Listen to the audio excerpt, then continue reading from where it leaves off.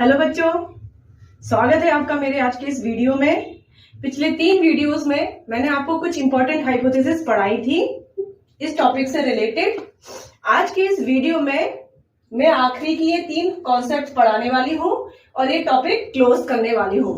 तो वीडियो को शुरू करने से पहले मैंने जो भी हाइपोथेसिस आपको पढ़ाई है उनके नाम और उन साइंटिस्ट से जुड़े हुए नाम मुझे कमेंट बॉक्स में लिखकर जरूर बताइएगा। तो टॉपिक को पूरा समझने के लिए वीडियो के एंड तक बने रहिए मेरे साथ। तो चलिए शुरू करते हैं हम आज का टॉपिक। शुरू करते हैं हम लोग सुपरनोवा हाइपोथेसिस ऑफ हॉयल। 1946 में हॉयल ने ये कॉन्सेप्ट दी थी। इनकी ये कॉन्सेप्ट न्यूक्लियर फिजिक्स पर बेस्ड थी। इन्होंने नेचर ऑफ द यूनिवर्स में इस कॉन्सेप्ट को समझाया है। इनकी इस कॉन्सेप्ट के आधार पर यूनिवर्स में 2 स्टार्स थे। एक तो था पहला प्रिमिटिव सन, दूसरा था companion star. Companion star giant size का था और बाद में सुपरनोवा में कन्वर्ट हो गया। तारों की जो एनर्जी होती है, तारों से जो भी एनर्जी निकलती है वो हीट और लाइट के रूप में निकलती है, जिसमें कि हाइड्रोजन के न्यूक्लियाई आपस में कंबाइन होते हैं। और ये प्रोसेस होता कैसे है? ये प्रोसेस होता है न्यूक्लियर फ्यूजन से। तो इस तरह के फ्यूजन से बहुत सारी मात्रा में हीलियम गैस निकलती है। ठीक इसी तरह का न्यूक्लियर फ्यूजन उन 2 तारों के बीच में भी हुआ होगा। तो कंपेनियन स्टार के जब हाइड्रोजन के न्यूक्लियाई सारे के सारे कंज्यूम हो गए होंगे तो कंपेनियन स्टार एक सुपरनोवा में कन्वर्ट हो गया, बहुत ज्यादा विस्फोट के कारण। और बाद में इसका जो मैटर था वो स्काई में फैल गया और सूर्य के चारों ओर चक्कर लगाने लगा और डिस्क के फॉर्म में हो गया। ये जो डिस्क वाला मैटर था वो हमारे फ्यूचर प्लैनेट्स के लिए बिल्डिंग मटेरियल बन गया।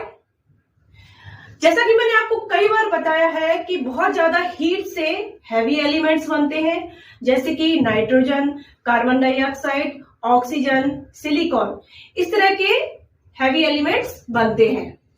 कंपेनियन स्टार भी जब सुपरनोवा में कन्वर्ट हुआ होगा तो उससे भी इसी तरह के हैवी एलिमेंट्स बने होंगे, जिससे कि हमारे आज के प्लैनेट्स बने हुए हैं। तो ये तो थी इनकी सुपरनोवा हाइपोथेसिस।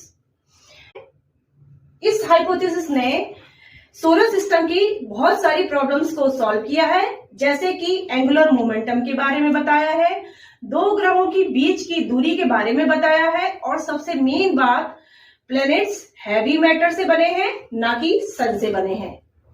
तो इतनी सारी चीजें बताने के बावजूद भी इनकी कुछ कमियां थी, इन्होंने कुछ पॉइंट्स नहीं रखे। क्या थे वो पॉइंट्स? चलिए मैं आपको बताती हूँ। पहला तो ये था कि ग्रहों के साइज के आधार पर उनके क्रम के बारे में नहीं बताया। दूसरा, उनके सेम घूमने का डायरेक्शन और वो किस मार्ग पर घूम रहे थे, किस प्लेन पर घूम रहे थे, उन्होंने इसके बारे में नहीं बताया।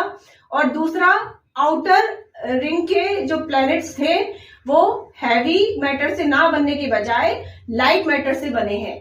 तो इन सब चीजों के बारे में हॉयल ने नहीं बताया। तो ये तो थी सुपरनोवा हाइपोथेसिस ऑफ हॉयल। चलिए हम बढ़ते हैं अगली कॉन्सेप्ट की तरफ, interstellar dust hypothesis of Otto Schmidt. इन्होंने 1943 में ये कॉन्सेप्ट दी थी। इस कॉन्सेप्ट की विशेषता ये थी कि जो हमारा सोलर सिस्टम है और हमारी अर्थ है वो गैसियस क्लाउड्स और डस्ट पार्टिकल से मिलकर बनी है। कुछ वैज्ञानिक खोजों के आधार पर यूनिवर्स में डार्क मैटर मिलने के प्रमाण मिले हैं। तो शुरुआत में गैलेक्टिक रिवॉल्यूशन के दौरान, अच्छा गैलेक्टिक रिवॉल्यूशन आप जानते हैं क्या होता है? गैलेक्टिक रिवॉल्यूशन वो पीरियड है जिस समय हमारी आकाश गंगाएं बन रही होंगी। तो इस पीरियड के दौरान सन ने अपने हाई ग्रेविटेशनल फोर्स के कारण डार्क मैटर को कैप्चर करना शुरू कर दिया। इस डार्क मैटर का अपना एंगुलर मोमेंटम था और ये सन के चारों ओर चक्कर लगा रहा था। ऑटो ने इसे इंटरस्टेलर डस्ट कहा है। डार्क मैटर के शुरुआत में पार्टिकल्स जो थे वो रीअरेंज नहीं थे, प्रॉपर स्टेबलाइज नहीं थे, और इसमें जो भी गैसेस थी वो लेस वॉल्यूम वाली थी। बाद में जब पार्टिकल्स बहुत ज्यादा क्वांटिटी में बढ़ गए तो वेल स्टेबलाइज्ड हो गए, वेल अरेंज्ड हो गए और इन्होंने एक डिश का शेप ले लिया, यानी एक तस्तरी के आकार के हो गए। अच्छा, जो सन के ग्रेविटेशनल फोर्स के कारण जो डार्क मैटर कैप्चर किया गया था, उस पर भी 3 तरह के बलों का प्रभाव था। क्या थे वो 3 बल? पहला तो था सूर्य का अपनी धुरी पर खुद का घूमना, दूसरा था सन के द्वारा लगाया हुआ ग्रेविटेशनल फोर्स डार्क मैटर पर, और तीसरा था डार्क मैटर का अपना खुद का एंगुलर मोमेंटम। तो इन्हीं बलों के आधार पर डार्क मैटर ने डायमेंशन, डेंसिटी और सेंट्रीफ्यूगल फोर्स और सेंट्रीपिटल फोर्स के आधार पर अपने आप को रीडिस्ट्रीब्यूट कर लिया, यानी कि फिर से विभाजित कर लिया और बाद में हमारे प्लैनेट्स बने। चलिए, इसके एक मेन पॉइंट को मैं आपको बताती हूं कि जो हमारे आउटर सर्कल के प्लैनेट्स हैं वो लाइट मैटर से बने हैं और लाइट डेंसिटी वाले हैं, और जो इनर सर्कल के प्लैनेट्स हैं वो हाई डेंसिटी वाले हैं। तो इनकी ये कॉन्सेप्ट थी, इसमें भी कुछ कमियां थी। पहली तो ये थी कि सन का इतना ज्यादा ग्रेविटेशनल फोर्स नहीं हो सकता कि वो इतनी बड़ी मात्रा में डार्क मैटर को कैप्चर करने में कैपेबल हो। दूसरा, आर्कियोलॉजिकल खुदाई से अर्थ सरफेस पर इस तरह के किसी डार्क मैटर के मिलने के प्रमाण नहीं मिले हैं। तो ये तो थी interstellar dust hypothesis of Otto Schmidt. चलिए हम बढ़ते हैं आखिरी कॉन्सेप्ट की तरफ। आखिरी कॉन्सेप्ट है बिग बैंग थ्योरी।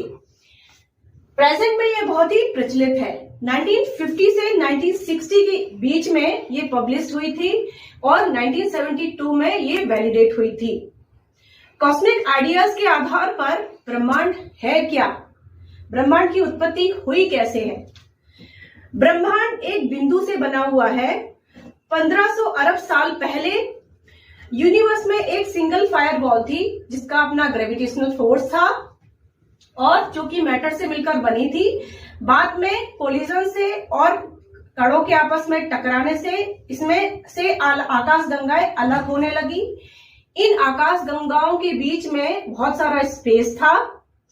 कई हजार आकाश गंगाओं के अपने कई हजार तारे थे, कई हजार तारों के अपने खुद के कई हजार प्लैनेट्स थे, और ये क्रम ऐसे ही चलता रहा और ऐसे ही चल रहा है। आज का वीडियो आपको कैसा लगा है? Please share, subscribe and like my channel. मिलते हैं अगले वीडियो के साथ एक इंटरेस्टिंग टॉपिक के साथ। तब तक के लिए बाय बाय।